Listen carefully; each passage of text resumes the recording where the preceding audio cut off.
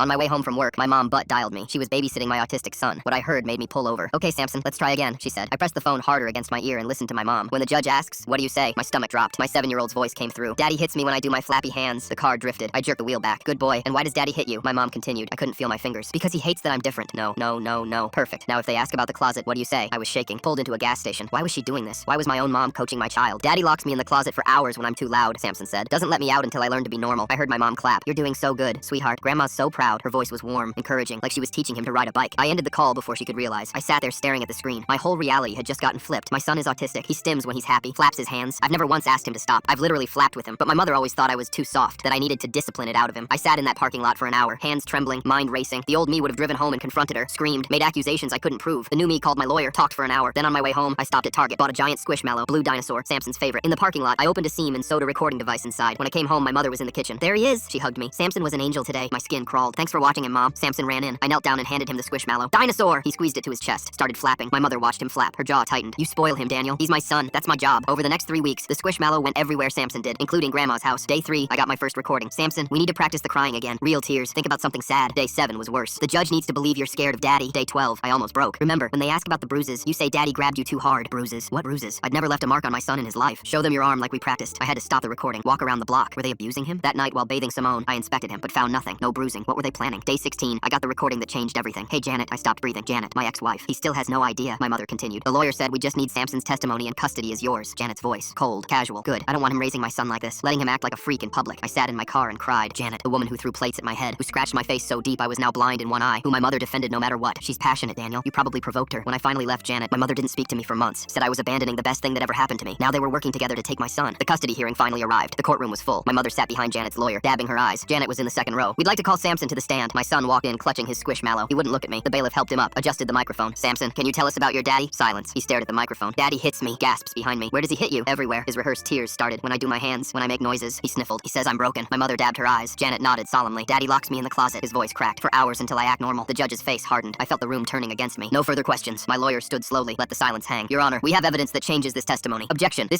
Squishmallow contains a recording device legally placed by my client in his own home. It captures 3 weeks of coaching." My mother's face went white. Janet's smug expression cracked. The judge accepted the evidence, took the Squishmallow and reviewed the recordings in his chambers. Came back 12 minutes later, face like stone. The first recording played. My mother's voice filled the room. "When the judge asks, what do you say?" Janet shifted in her seat. The second recording. "The judge needs to believe you're scared of Daddy." All the recordings. Then Janet's voice, letting him act like a freak in public. Janet stood up. "This is entrapment." The judge slammed his gavel. "Sit down." He turned to my mother. "You coached a minor. I'm referring this to the district attorney." My mother broke down sobbing. Janet was already heading for the door. The judge looked at Samson. "Son, does your daddy really hurt you?" Samson hugged his Squishmallow. "No." He looked at me. "I'm so sorry, Daddy. Grandma told me she would hit me again if I didn't do this." My jaw dropped. That's where the bruises they talked about came from.